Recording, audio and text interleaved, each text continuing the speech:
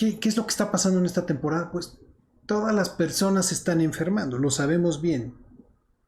Principales sospechosos, influenza, COVID, pero cuando no son esos, ¿qué son? Pues hay otros virus. Estábamos hablando que en diciembre una epidemia de virus sincicial respiratorio que todavía anda por ahí, cuadros de traqueitis muy importantes, pero además hay un número también de personas que está enfermando sin estar infectados de un virus, de una bacteria.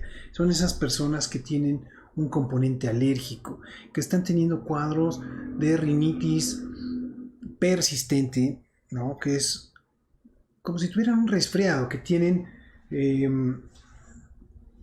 nariz tapada, obstrucción nasal importante, escurrimiento, como si fuera una regadera, que no se sienten tan mal, que no tienen fiebre, que la nariz está completamente bloqueada, que no pueden dormir en las noches porque está tapada. O sea, estos cuadros de rinitis alérgica, donde el síntoma y la característica son estos síntomas y la característica es la continuidad del cuadro, que dura 7, 14, 21, 3 meses.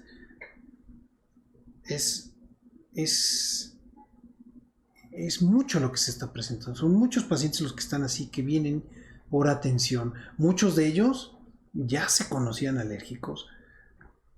Muchos de ellos ya no tenían problema o tenían un problema muy pequeño durante esta temporada que se controlaba con el uso de un antihistamínico, y que a raíz de dos situaciones fundamentales que yo creo que son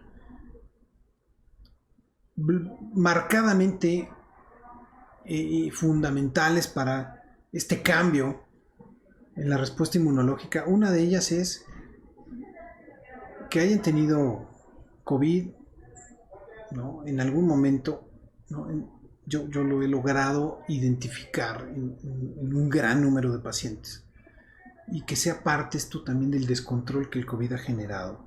Escucha tu salud con el doctor Jaime del Río, un programa en donde encontrarás información relevante para ti y toda tu familia, llevado de la mano de expertos y especialistas en la materia. Comenzamos.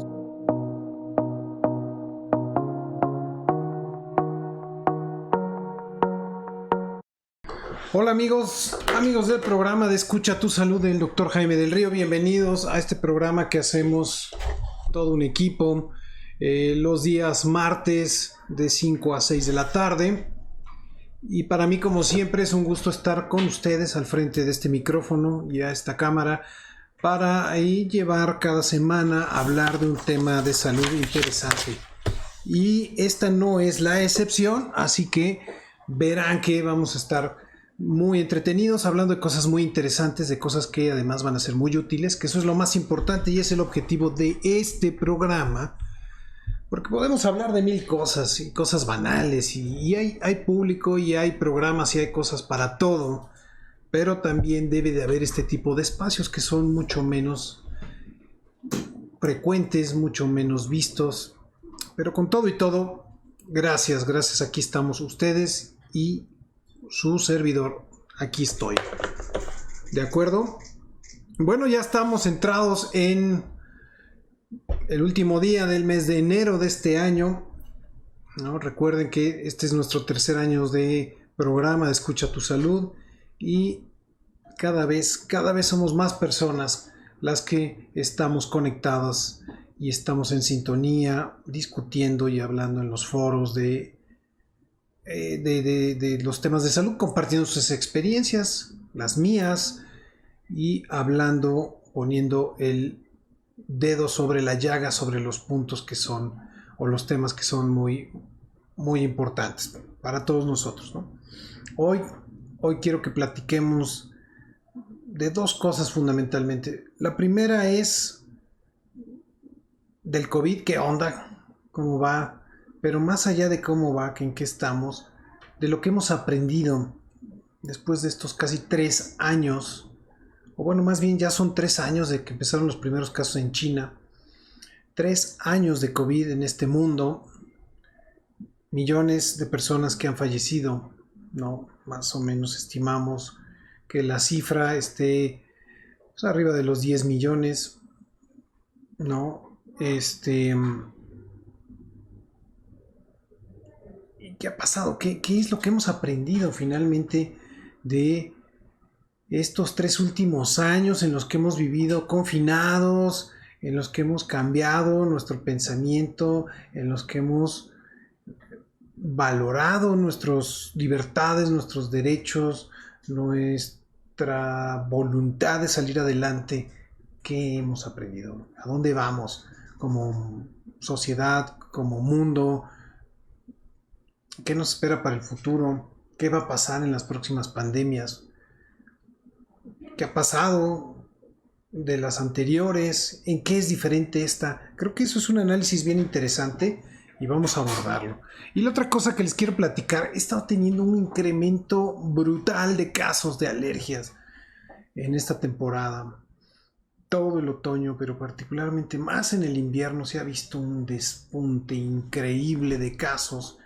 Entonces, ¿cuáles son las alergias que están afectando en el invierno, todo el otoño, el invierno? ¿Qué pasa con ellas? ¿Cuáles son? ¿Cómo se manifiestan? ¿Qué es más frecuente? ¿Qué es menos? ¿Qué puedo hacer para prevenirlas? ¿Cuándo debo de ir con un médico? ¿Cuándo debo ir con un alergólogo? ¿Cuándo no debo de tomar la importancia? ¿Cuándo es un resfriado? Cosas bien fáciles, bien útiles que nos van a servir sin duda. Entonces, empecemos nuestro programa. Bienvenidos. Recuerden que este programa se transmite por la frecuencia de imperfecto.com.mx, esta fantástica estación de radio, también que cumple varios años, 5 años vamos a cumplir, Imperfecto transmitiendo. Y repito, el programa Escucha tu Salud está en su 3er año de producción. Ahora también puedes ver y puedes reproducir en el tiempo que tú quieras, anytime, los programas de Escucha tu Salud a través de YouTube, en mi canal de YouTube, ¿no? En el Dr. Jaime del Río. Lo puedes descargar, lo puedes ver también, escuchar en Spotify, en Anchor, en Google Play, en iHeartRadio, vaya, en todas las plataformas está. Lo puedes ver en el perfil de la página de Facebook Live de manera simultánea en @alergiapolanco-lomas o el Dr. Jaime del Río, y por ahí hay algunos cortes, siempre unos cortitos que publicamos en el Instagram o en el TikTok. Creemos que esa es información valiosa, ¿no? Entonces, por donde quiera, por como quieras, en el momento en el que quieras, aquí está la información. Vaya, entonces, a ver, 3 años de pandemia, 3 años de COVID. ¿Y qué ha pasado? O sea, más allá de los millones de personas que han fallecido, esto es lamentable, y que si lo equiparamos con otras pandemias, pues una cifra nada despreciable. Yo les hablaba de más de 10 millones de personas que han fallecido. La cifra negra probablemente esté rondando el doble. No lo sabremos. Quizá el tiempo nos pudiera dar una pista más, ¿no? Pero si seguimos teniendo este nulo acceso a la información verídica de los sistemas de salud de los países. Les voy a poner el caso de China. Los chinos no reportan bien, bueno, ni sus cifras económicas. O sea, siempre se ha dicho que ese crecimiento que tiene China, que es de alrededor del 8% pre-pandemia, que era un crecimiento brutal en los últimos 10 años, pues siempre decían todos los analistas que era una cifra inflada, que no tiene uno acceso ni forma de corroborar qué es lo que está pasando en este país. Y ahora la cuestión del reporte del sistema de salud no es la excepción. Fíjense, yo les decía la vez pasada que China cambió su política de cero COVID, de este confinamiento criminal, lo diría yo, así lo denominaría, porque realmente los tenía prisioneros en su casa, los pobres chinos. Después de protestas muy fuertes, protestas donde hubo sangre, donde hubo lesionados, y no sabemos si hubo hasta muertos. Repito, no hay manera de confirmarlo, no hay medios que sean confiables en este tipo de países socialistas, autoritarios. Ahí está Rusia también. Bueno, vayamos tan lejos, ¿no? ¿Ustedes qué me dicen de aquí donde vivimos? Donde tampoco es transparente la información, donde un día se titubea y el otro también, y pues vean ustedes, o sea, cómo presentan las estadísticas. Hablemos del número de muertos que hay en este país. Siempre las cucharean, siempre dicen, bueno, tenemos menos en comparación del cuarto trimestre del 2016 al 2017. Y uno les dice, oye, pero pues comparado con el año anterior, pues, tuviste más. Comparado con hace 2 años tuviste más y hace 3 años tuviste más. Entonces, así manejan la información, desgraciadamente, ¿no? Y hablando exclusivamente del COVID, pues resulta que pues que no hay cifras, verdaderas, no hay cifras que sean confiables. Nos reportan una cifra y acuérdense cómo una institución como el INEGI reportaba 30,000, 40,000 personas más que habían fallecido y la Secretaría de Salud menos, y entonces había una serie de pretextos, que si lo reportaban en fin de semana, que si no, que si no sabían dónde estaban, que si en los certificados les ponían neumonías atípicas en lugar de COVID, etcétera, etcétera, etcétera. Entonces, pues eso es lo que tenemos y con eso es lo que tenemos que trabajar, ¿no? Lo que es real, lo que es verídico es, ahí están todas estas personas que han fallecido, ahí están todas las personas que se han enfermado y que han sufrido de las consecuencias de haber adquirido, de haber desarrollado el COVID, a los que estuvieron en la terapia intensiva por neumonías, que estuvieron intubados 1, 2, 3, 4, un mes, 2 meses, semanas o meses, que poco a poco han ido y han podido recuperar su vida. Ahí están los testimonios de las personas que, a pesar de haber tenido un COVID que fue ligero, tienen secuelas muy importantes de COVID y que no logran de reponerse al 100%, y que nosotros tampoco logramos entender de qué se trata esta enfermedad. Hasta el día de hoy, y ahorita vamos a platicar un poquito de eso, sigo atendiendo a pacientes que tuvieron COVID y vaya, si bien es cierto que afortunadamente, miren, y gracias a Dios, las nuevas variantes de COVID han sido menos agresivas, quizás sí de mayor transmisión, pero no tan virulentas, no mortales. O sea, sigue habiendo muertos y fallecidos, ¿no? Es una cosa que es lamentable, pero ya a una tasa, a un nivel ínfimamente comparado con los miles y miles de personas que murieron en este país, ¿no? Recuerden que más o menos se estima que alrededor de 700,000 personas han fallecido en este país, ¿sí? Esa es la cifra no oficial. La cifra oficial estamos rondando alrededor de menos de los 500,000. Yo creo que puede haber más de eso. Yo creo que puede haber por lo menos el doble de la cifra oficial. Lo veremos, ¿no? Lo veremos. El tiempo, el acceso a la información nos dará o no la razón. Pero finalmente, ¿dónde estamos y a dónde vamos, no? Miren, yo estaba leyendo un reportaje que publicaron, un experto también de la Universidad de Washington, y ella hacía un análisis también de esto que me pareció sumamente interesante y por eso lo traigo a colación, ¿no? Fíjense bien, miren, cuando el COVID llegó, ¿no? Esto de lo que hemos aprendido a trabajar a nivel mundial en grupo.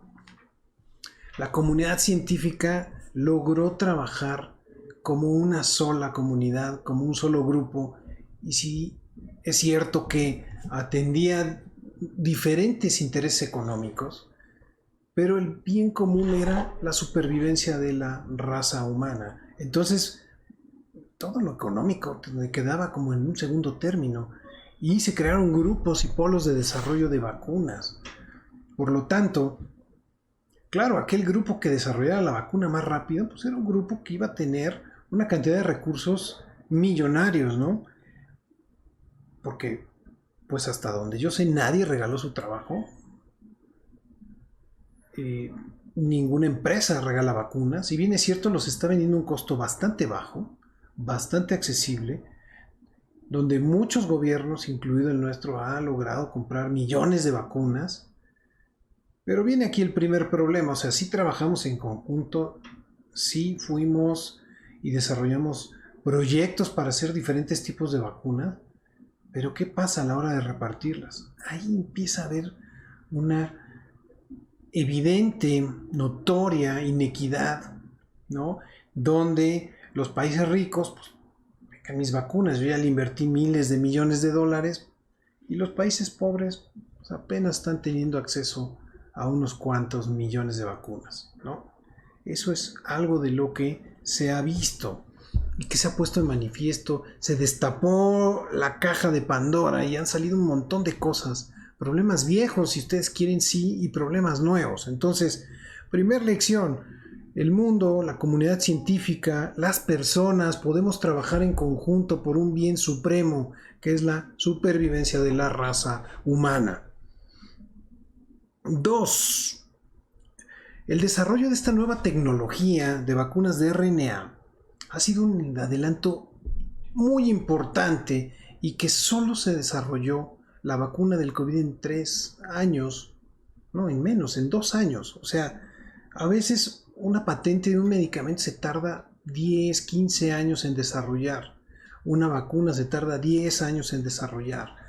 Ahora imagínense, con todo este esfuerzo, esta comunidad boyante, creciente, pues se logró hacer en 2 años, ¿no? Y se empezó a distribuir la vacuna, y en un año teníamos vacunados a un número importante de millones y millones de personas en el mundo. Y eso lo pasamos de largo, no lo vemos. Pero es un esfuerzo enorme, ¿no? Las vacunas de RNA abren la puerta a la creación de nuevas vacunas contra virus. Y pongo un ejemplo particular y algo que se estaba desarrollando, y desgraciadamente este primer ejercicio no fue satisfactorio. Se estaba haciendo una vacuna de RNA para el virus de la inmunodeficiencia humana. El proyecto, la investigación iba en su curso, tenía ya varios voluntarios y se empezaron a vacunar con esta vacuna. Desgraciadamente, meses después del inicio del proyecto, se suspendió porque se vio que no tenía ningún tipo de efecto. Es un poco desilusionante. Es algo que nos pone y me pone a mí un poco triste, porque ¿qué más hubiera yo querido? Que este primer ejercicio, este primer esfuerzo para crear la vacuna de RNA contra el VIH hubiera servido, hubiera funcionado. Pónganse a pensar que esta pandemia que inició en la década de los 80 ha cobrado millones y millones de vidas. Y que sí es cierto que a pesar de que actualmente tenemos tratamientos muy modernos y desarrollados que han logrado aumentar la esperanza de vida para los pacientes que tienen SIDA o VIH-SIDA en décadas, pues si bien es cierto los pacientes no se curan, los pacientes pueden seguir infectando personas. Y hemos avanzado tanto en esto que hemos logrado encontrar personas que son seronegativas, o sea, es decir, personas que son portadores pero que nunca van a desarrollar la enfermedad. ¿Por qué? Porque tienen una mutación celular, y esto evita que el virus se acople a sus células, y esto evita que los infecte. Y esto también pasa en pacientes con COVID. Por eso ustedes seguramente habrán oído múltiples historias de familias enteras que se enfermaban y donde muchos morían porque eran muy susceptibles. Moría el tío, la tía, el abuelo, la mamá, etcétera. Tragedias realmente. Y veíamos otras donde, a pesar de que se enfermaban la mayoría de la familia, primero no enfermaban todos y tenían un curso sumamente benigno. Hay personas que han tenido 3, 4 tipos de COVID y les ha ido maravillosamente, ¿no? Entonces, hay cuestiones donde vamos avanzando y vamos encontrando los defectos genéticos que probablemente se puedan manipular en un futuro, y esta es otra puerta Y este es otro ejemplo de lecciones aprendidas gracias al COVID que van a hacer posible que podamos tener adelantos científicos importantes en otras enfermedades.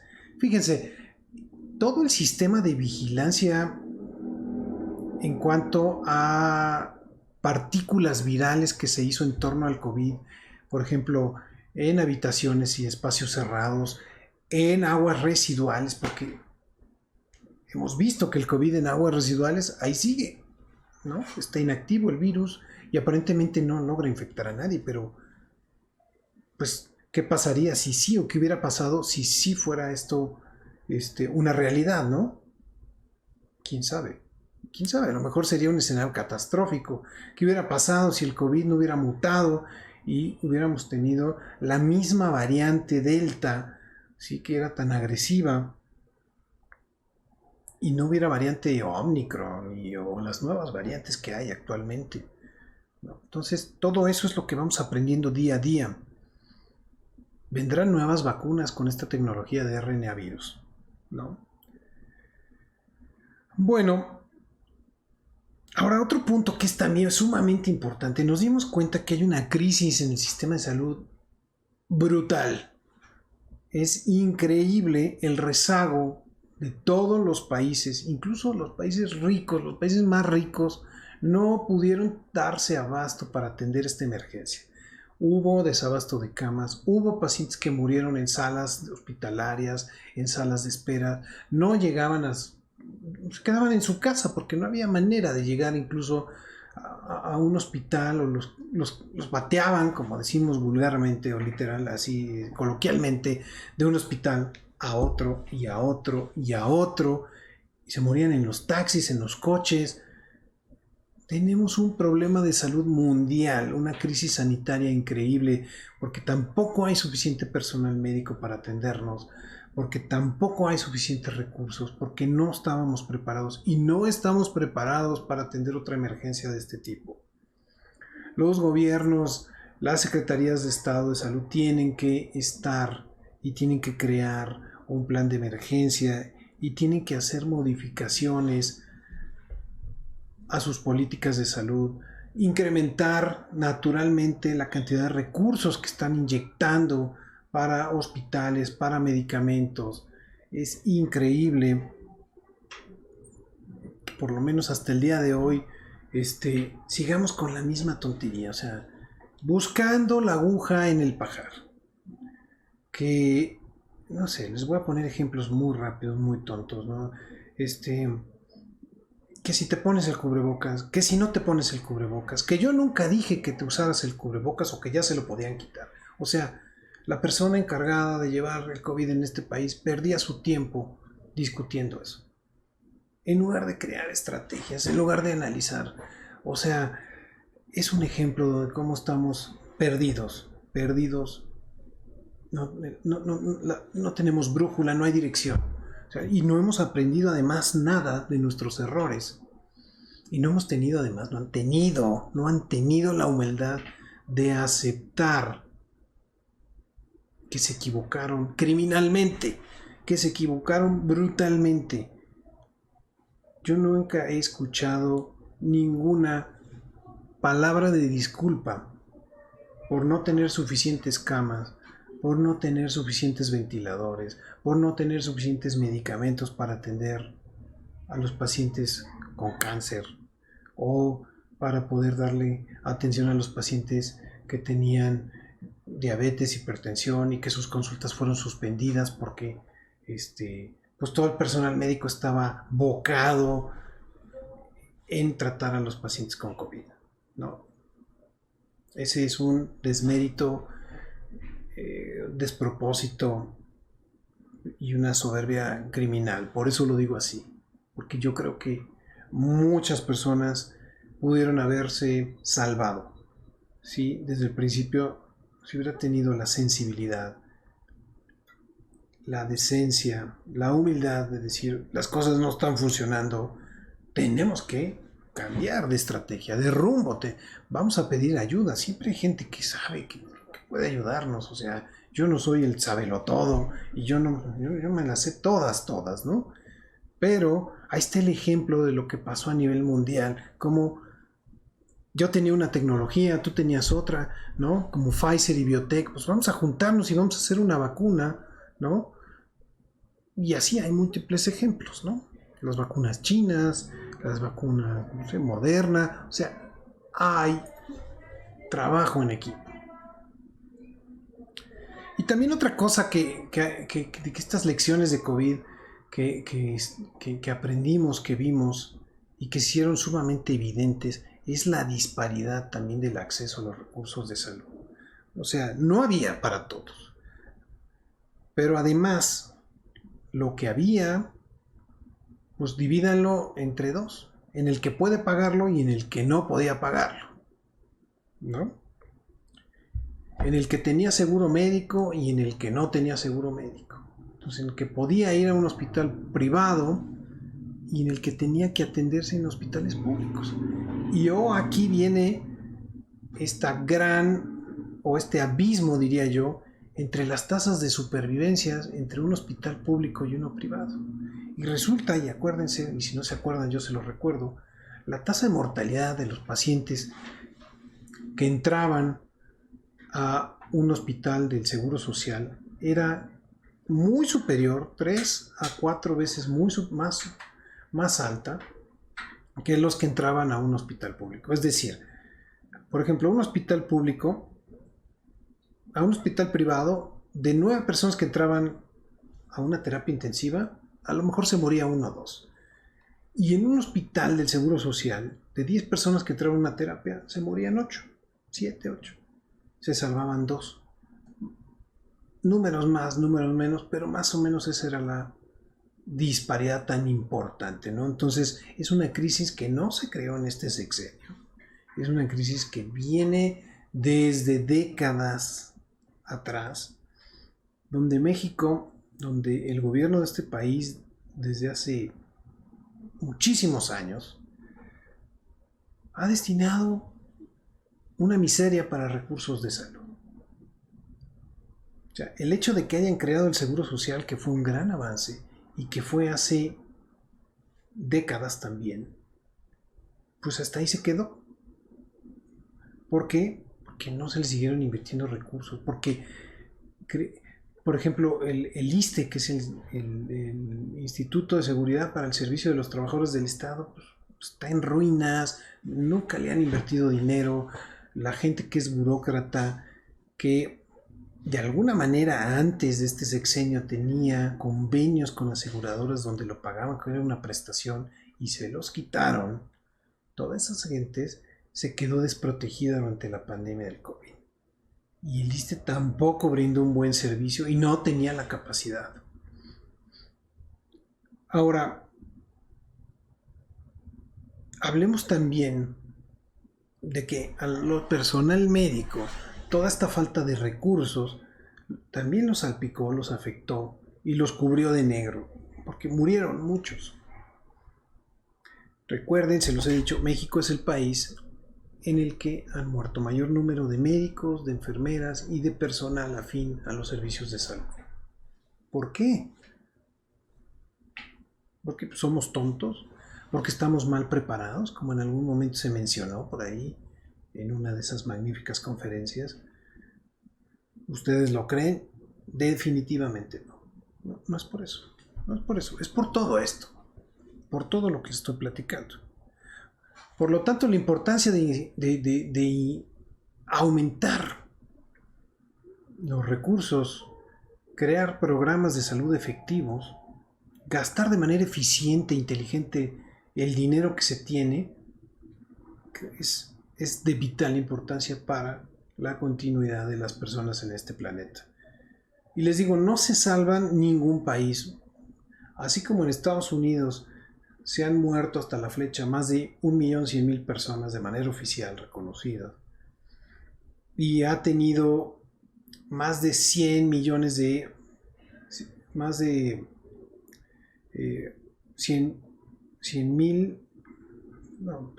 millones de contagios de pacientes con COVID, pues tampoco tenía forma de atender esta emergencia. Y miren que destina recursos millonarios para el sector o en los servicios de salud, de forma tal que al ser uno de los países ricos se encuentra en el top, es la crema innata de una serie de economías y de países que han destinado y que destinan a los servicios de salud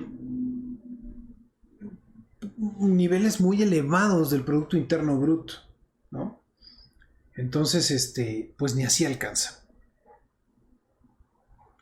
Y finalmente les quiero decir que hemos aprendido también la importancia que tienen las vacunas para el tratamiento y la prevención, sobre todo, más que para el tratamiento, la prevención de las enfermedades transmisibles, ¿sí? Estas enfermedades infecciosas. El COVID es uno de ellos. Sin vacuna se hubieran muerto 20 millones más de personas. Con vacunas, 20 millones menos de personas. Creo que es increíble el logro, ¿no? O sea, salvar a una vida es más que suficiente. Pero salvar 20 millones, bueno, esto está como para premio Nobel de salud, de la paz, no sé. Y otra cosa más que estamos aprendiendo es sobre los efectos del COVID largo, los estragos que nos está generando este virus y las asociaciones con otras enfermedades que no estábamos pensando y que no hemos imaginado. Y yo les voy a decir una de ellas que he visto constantemente. Todas las personas que tenían de base una enfermedad, diabetes, hipertensión, artritis, lupus, alergias, asma, rinitis, dermatitis, todas las enfermedades preexistentes de los pacientes que tienen un tinte, un carácter inmunológico, que son prácticamente todas, han tenido un descontrol increíble, han sufrido de exacerbaciones, los tratamientos que tenían ya no son suficientes para controlarlos, pacientes que además, a lo mejor por la naturaleza de su enfermedad, tenían años de no presentar ningún tipo de manifestación, nuevamente después de COVID, en los siguientes meses empiezan a tener un incremento importante de la sintomatología. Yo sé que ustedes reconocen y a lo mejor han vivido en carne propia todos los efectos secundarios del COVID. Por ejemplo, hablemos de los neurológicos, que son de los más frecuentes. Y quizá de los más frecuentes es la debilidad muscular, el sueño excesivo, ¿sí? Los temblores o hormigueos de las extremidades, la visión borrosa, la pérdida de la agudeza visual y la pérdida de la memoria, o este término que han acuñado los médicos nórdicos, que es como la neblina mental. Esta neblina mental donde está muy raro lo que hice, ¿no? Como que no me acuerdo muy bien de lo que acabo de hacer hace 2 horas, ¿no? Como que no me acuerdo, como que necesito que me ayuden, ¿no? Esa es la neblina mental. Ahora, hablemos de otro tipo de patologías y padecimientos que fueron sumamente evidentes durante la infección del COVID. Por ejemplo, el síndrome inflamatorio o el síndrome pediátrico inflamatorio sistémico, ¿sí? Secundario en infección por COVID, o como al principio se le llamó como un síndrome de Kawasaki-like, ¿no? Like por parecido a Kawasaki, ¿no? Que finalmente cambió a PIMS por las siglas en inglés, Pediatric Inflammatory Systemic Syndrome. Entonces, pues ahí con afección cardíaca de grandes vasos como la aorta, creación de aneurismas, vaya, temas fuertes, ¿no?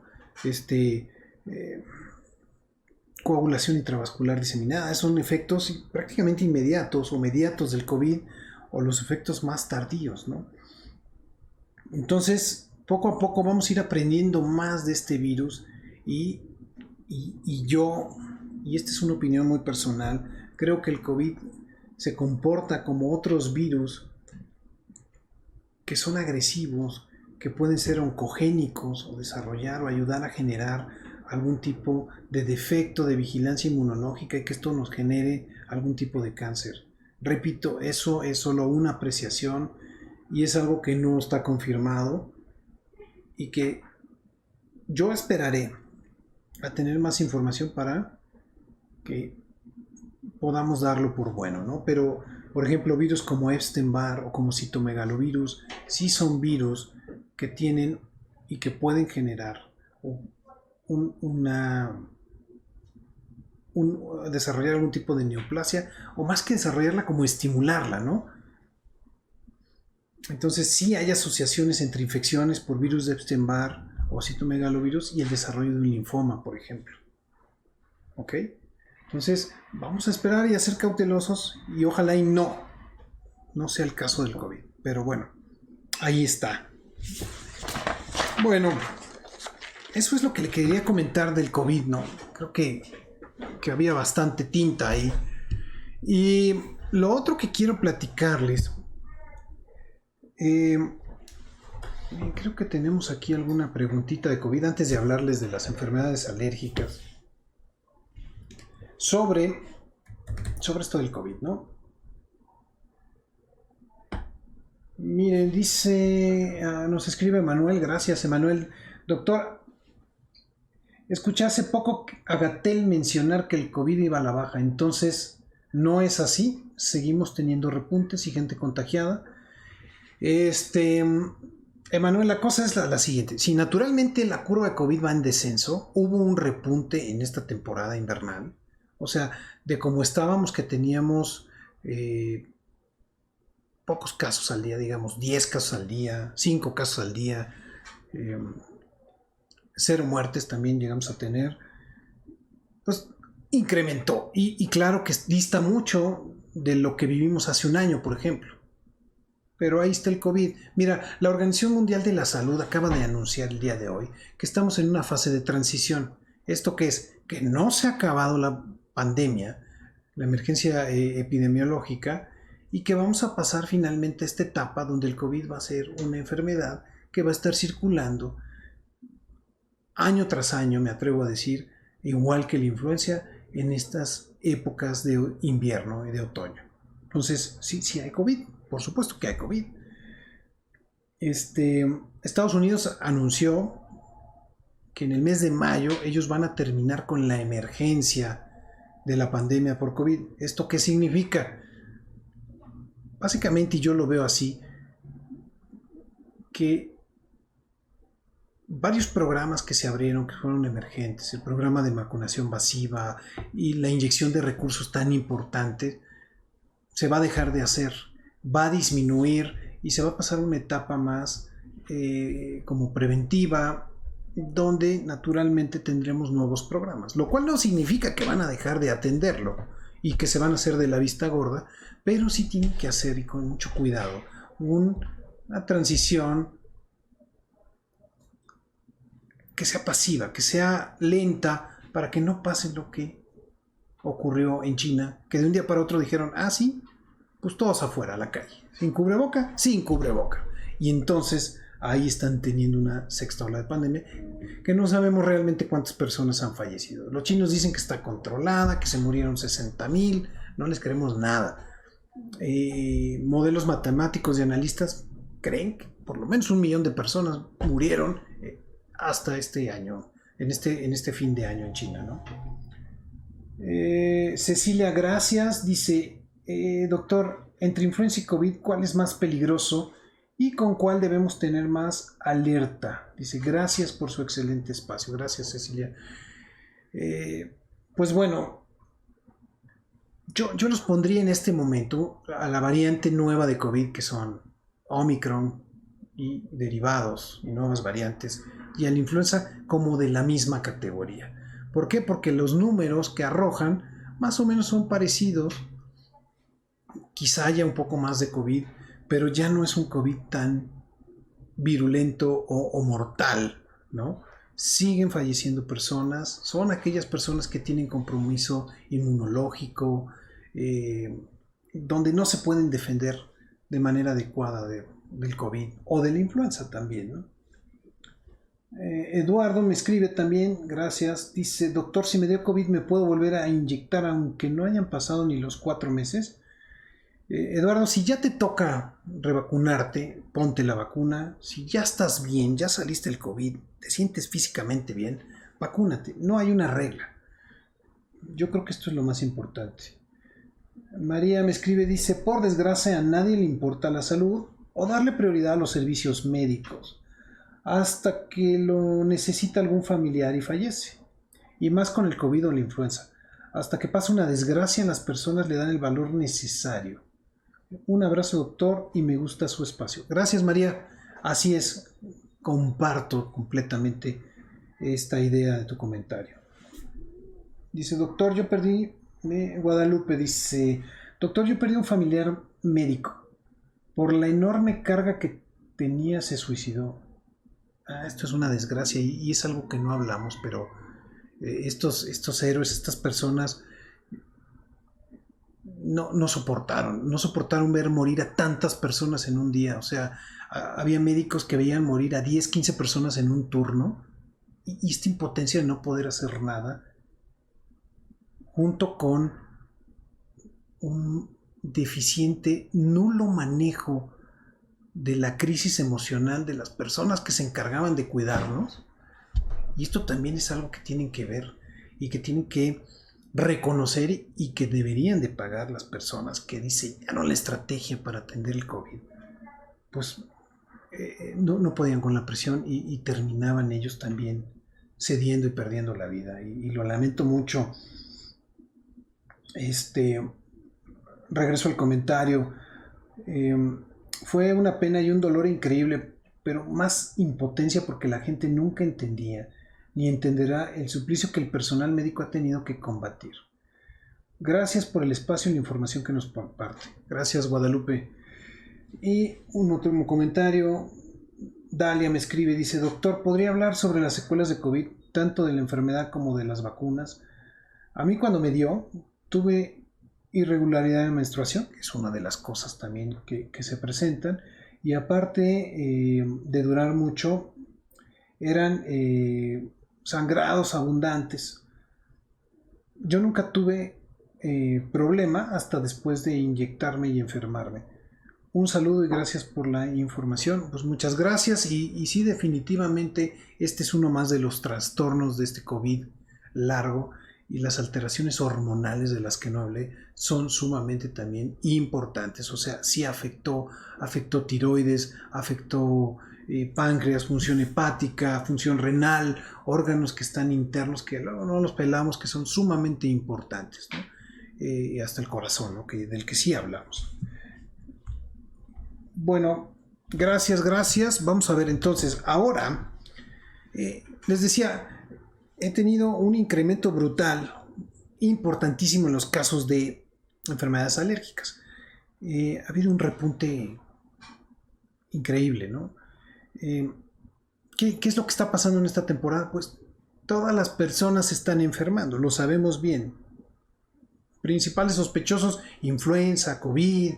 Pero cuando no son esos, ¿qué son? Pues hay otros virus. Estábamos hablando que en diciembre una epidemia de virus sincicial respiratorio que todavía anda por ahí, cuadros de traqueitis muy importantes, pero además hay un número también de personas que está enfermando sin estar infectados de un virus, de una bacteria. Son esas personas que tienen un componente alérgico, que están teniendo cuadros de rinitis persistente, ¿no? Que es como si tuvieran un resfriado, que tienen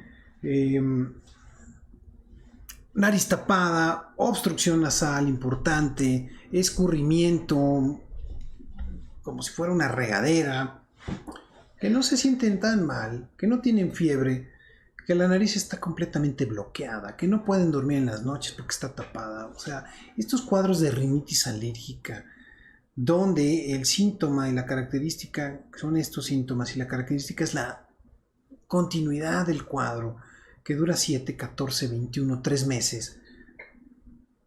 Es mucho lo que se está presentando. Son muchos pacientes los que están así, que vienen por atención. Muchos de ellos ya se conocían alérgicos. Muchos de ellos ya no tenían problema o tenían un problema muy pequeño durante esta temporada que se controlaba con el uso de un antihistamínico y que a raíz de dos situaciones fundamentales que yo creo que son marcadamente fundamentales para este cambio en la respuesta inmunológica. Una de ellas es que hayan tenido COVID, ¿no? En algún momento, ¿no? Yo lo he logrado identificar en un gran número de pacientes, y que sea parte esto también del descontrol que el COVID ha generado, ¿no? Y la otra, pues naturalmente, la temporada, una temporada donde estamos más expuestos como de costumbre a los factores ambientales, al polen, donde hemos dejado de utilizar el filtro que nos generaba el cubrebocas, esta mascarilla, y que las partículas del polen finalmente son mucho más grandes que un virus y que sí se detenían y que sí se detienen en los cubrebocas, sobre todo en los que son más gruesos o que tienen 5 capas, ¿no? Entonces, al dejarlos, al salir, al hacer nuestra vida normal, pues nuevamente regresan los cuadros de enfermedades alérgicas, ¿no? ¿Cuál es la más frecuente? Sin duda, por mucho, la rinitis alérgica, ¿no? Lo que les decía, esta inflamación nasal con bloqueo, con moco, con afección ocular también, ojos rojos, comezón de nariz, estornudos frecuentes, matutinos, nocturnos, y que esto sí condiciona después de varios días o algún par de semanas a una infección bacteriana o a una infección viral, donde ya se agrega el dolor de garganta, el malestar general, ahora sí puede haber fiebre y casualmente viene la tos. Y muchas veces son unas toses pues que son pasajeras, que no molestan, pero en muchos otros casos son toses que realmente son sumamente agresivas, que no te dejan ni siquiera dormir, que estás tose y te lastima la garganta, te lastima el abdomen de tanto estar tosiendo, porque para toser tantas veces hacen un esfuerzo como si estuviera haciendo abdominales, duelen las costillas, duelen los hombros, todo este esfuerzo que uno hace. Entonces, eso es uno de los cuadros más frecuentes que estoy viendo en esta temporada, ¿no?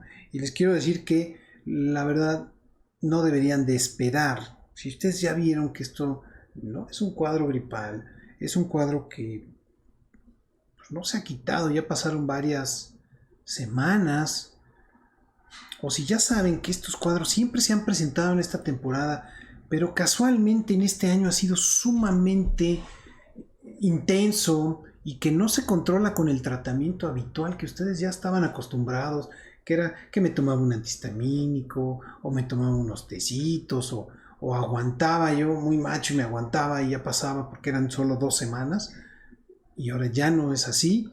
Que busquen atención, que vengan con un alergólogo, que vengan conmigo, que vengan con un médico de cabecera para que los ayude y los atienda. Esta época sabemos y conocemos que esta es una época que siempre hemos tenido un repunte importante, es la época más fuerte del año y se debe a las bajas temperaturas, se debe a la combinación con virus y bacterias que están circulando también, se debe a que hay una mayor polinización de muchos árboles. Hablo particularmente en la Ciudad de México, que es donde yo estoy ubicado. Tenemos un incremento altísimo de niveles de polen de fresno, por ejemplo, ¿no? Entonces, el fresno es un árbol que da muchas alergias, ¿no? Quizá es el árbol más alergénico de esta ciudad y de algunas otras me estoy enterando. Tenemos también un incremento importante en la cantidad de ácaros que hay en casa, ¿no? Hay mucha gente que son muy alérgicos a los ácaros, ¿no? Y el ácaro está en la almohada, en el colchón, en la alfombra, en todos lados. El ácaro es un animalito microscópico, es un primo de las arañas,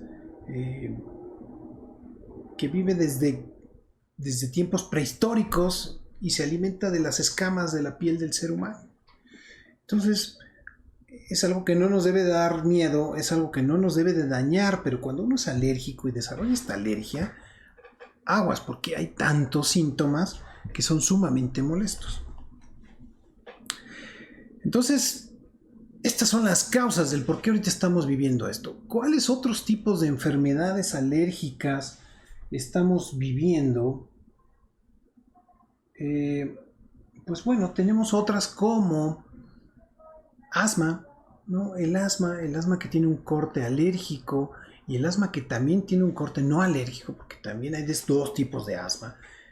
Y la diferencia es que uno responde o se genera o se activa por cuestiones inherentes a alergenos, ¿no? Como ácaros, fresno, polen, pastos, todos estos alimentos también pueden generar una crisis de asma, y la otra no.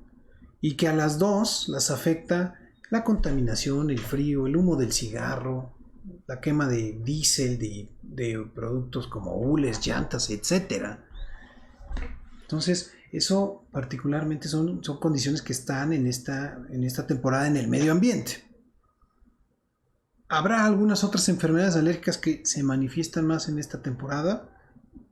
Sí, la dermatitis atópica, ¿no? Aquellos pacientes que sufren de la piel seca, la piel que llora con escamas. En esta época también sufren porque el frío seca la piel. Y entonces una parte fundamental del equilibrio y del control de la enfermedad de estos pacientes es que tengan la piel lubricada, humectada.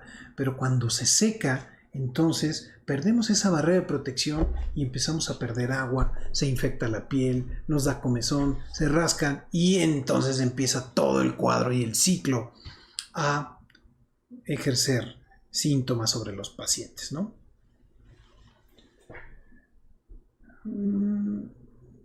Miren, aquí tengo una pregunta de Iván. Dice: doctor, ¿hay alguna diferencia entre sinusitis y tener alguna alergia? Es una excelente pregunta y es algo de lo que también les quiero comentar. Miren, Iván, todos, miren, cuando tengo yo rinitis, la rinitis es la inflamación de la nariz, de las mucosas nasales, que produce mucho moco y se tapa, ¿no? Así, muy sencillo. El moco tiene que drenar para algún lado. Normalmente andamos drenando y tirando moco hacia el frente. Otros para la parte posterior de la retrofaringe y nos lo estamos trague y trague y trague.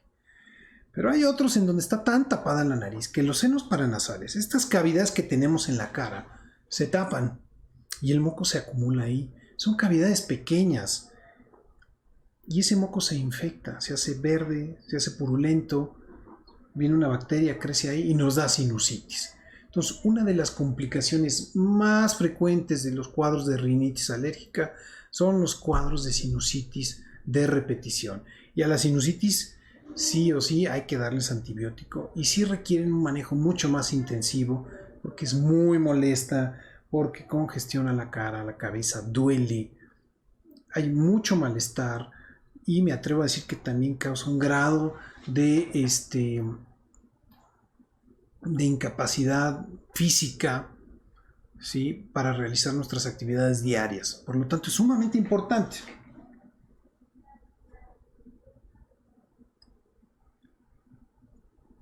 Entonces, Iván, uno es consecuencia del otro, ¿no? Dice Ricardo, mencionó como parte de la tos, o mencionó la parte de la tos, perdón. ¿Cómo podríamos diferenciar tos por alergia, tos crónica por alguna enfermedad? Gracias por compartir sus conocimientos. Ricardo, bueno, vamos a ver. La tos es un síntoma, es un mecanismo de defensa del cuerpo para expulsar cualquier secreción, cuerpo extraño, lo que hay en la vía aérea. Entonces, hay tos seca y tos húmeda. Eso sí es importante que lo diferenciemos porque las causas son diferentes. Y a veces una misma enfermedad cursa con tos seca y con tos húmeda. Entonces, siempre les he dicho, cuando yo tengo una infección en garganta, lo más común, ¿no?, voy a empezar a tener una tos seca por la irritación de la garganta y la vía aérea superior, que normalmente desaparece en unos cuantos días. Pongamos no más de una semana.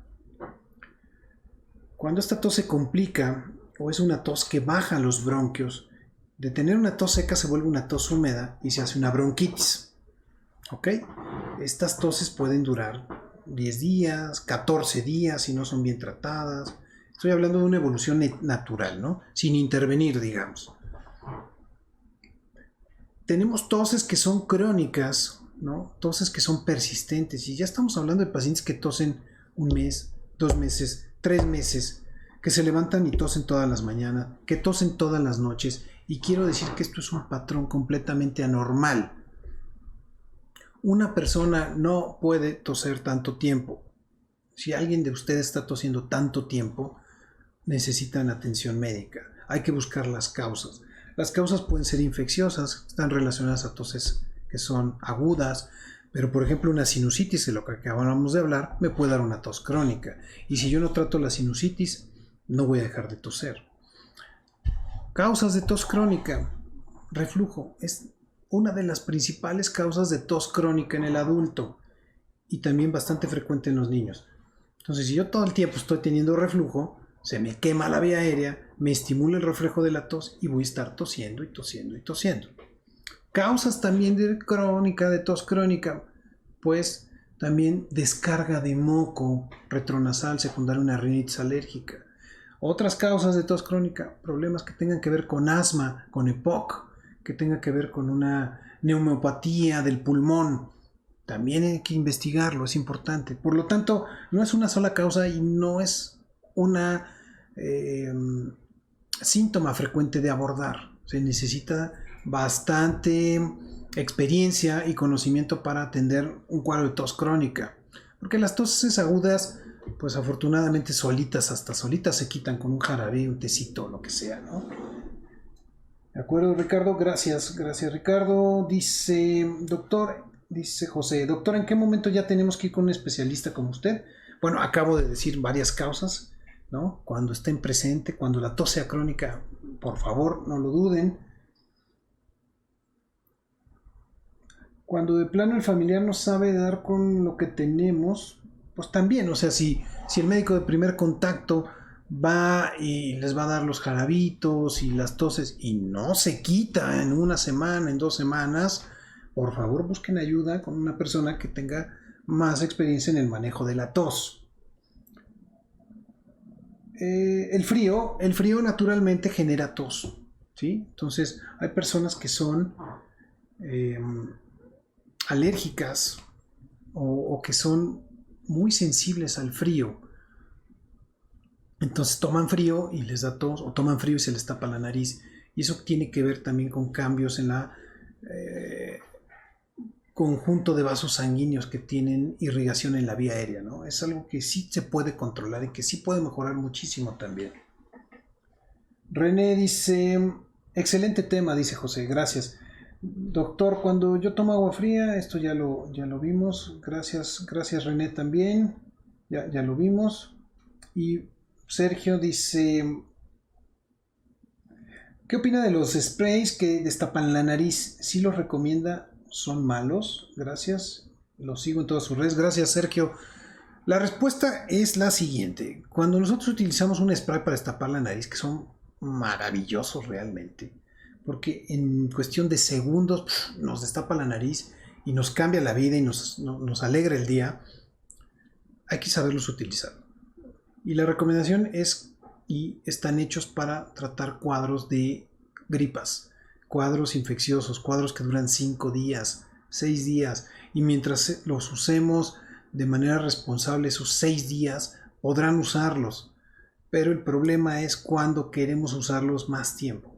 Cuando los usamos más tiempo, nos da rinitis medicamentosa, nos da un rebote y nos hacemos dependiente del medicamento ese. Y entonces, en lugar de estarlo aplicando cada 8, luego bajamos a cada 6, a cada 4, a cada 3, a cada 2, a cada hora, a cada rato, porque ya no podemos vivir sin él. Entonces, no caigamos en ese abuso y no caigamos en esa falso llamado canto de sirenas, ¿no? Tengan cuidado tengan cuidado. Si están así, realmente también busquen ayuda, porque hay que saber quitar ese tipo de medicamentos cuando ya lo están usando por mucho tiempo, y hay otras medicinas que nos van a ayudar a que estén en mejores condiciones, ¿no? Así que bueno, yo quiero leer otro comentario por acá que me manda Patita Lastimada. Dice: lo quiero mucho, doctor. Ya sabe, Patita, también la quiero y le mando un saludo. Alejandra R. dice: saludos, doctor. ¿Usted recomienda el uso del cubrebocas? Sigo recomendándolo, sí, por supuesto, Alejandra. Gustavo dice: ya viste que frente de Birmex, el doctor Gus Valle es nuestro colaborador más importante de este programa. Y las cápsulas que les pongo al final de cada programa, y que también las van a encontrar en las mismas redes sociales, aquí está con nosotros, nos escucha, nos sigue, y le agradezco mucho por todo lo que hace. Dice: ya viste que al frente de Birmex está un militar sin experiencia médica. Birmex es la casa oficial que hace vacunas, que pertenece a la Secretaría de Salud, y que durante muchos años y en las décadas anteriores era sumamente eficiente para crear vacunas que se aplicaban en las campañas nacionales de vacunación, vacunas como sarampión, como polio, como vacunas de estas que son de las más habituales, y que desde hace algunos años, y particularmente en esta administración, se le dejó sin recursos, se le dejó de inyectar, se dejó de tener desarrollos de nuevas vacunas, y entonces dijeron: pues es que es más fácil comprar vacunas. Y así resulta que cuando teníamos que desarrollar vacunas, ¿no?, para el COVID, por ejemplo, pues ¿con qué? ¿Con quién? Pues si ya no había nadie en este instituto, y pues no, resulta que no pudimos comprar vacunas como quisiéramos. Entonces ya ven, una lección más del por qué hay que invertir en salud y por qué hay que invertir en vacunas. Muchas gracias, Gus. Bueno, voy a despedir el programa. Leila Vale manda saludos. Gracias, Leila, un saludo. Gracias por escucharnos, por vernos. Despido el programa agradeciendo su participación tan entusiasta, su permanencia en este estudio, en este espacio, diría yo más bien, ¿no? Porque no es fácil sentarse y estar oyendo a un tipo ahí hablar durante una hora, pero gracias, sé que les interesa, que les gusta, y eso también a mí me gusta y hace que esté aquí casi de manera permanente todas las semanas. Les mando un fuerte abrazo, un abrazo con mucho cariño. Les pido que sean felices y que sigan adelante. Que estén muy bien. Nos vemos la próxima semana. Un abrazo para todos. Amigos, hola. Soy el doctor Jaime del Río. Soy alergólogo, pediatra y profesor de la universidad. Quiero invitarte a que sintonices cada martes a las 5 de la tarde mi programa Escucha tu Salud. El programa, mira, lo vas a encontrar en diferentes plataformas: por radio, www.imperfecto.com.mx, modalidad radio; en Facebook Live, @alergiapolancolomas; en YouTube, Dr. Jaime del Río; y los podcasts que están disponibles en Spotify, en Google Podcast y en Anchor.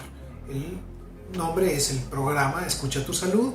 Y mira, el objetivo de este programa es que estés actualizado, tengas información de primera mano, información verídica, información que te va a ayudar además con tips, con consejos, anécdotas, vivencias, a responder tus dudas, para que mejores tu calidad de vida y tu día a día. Nos vemos.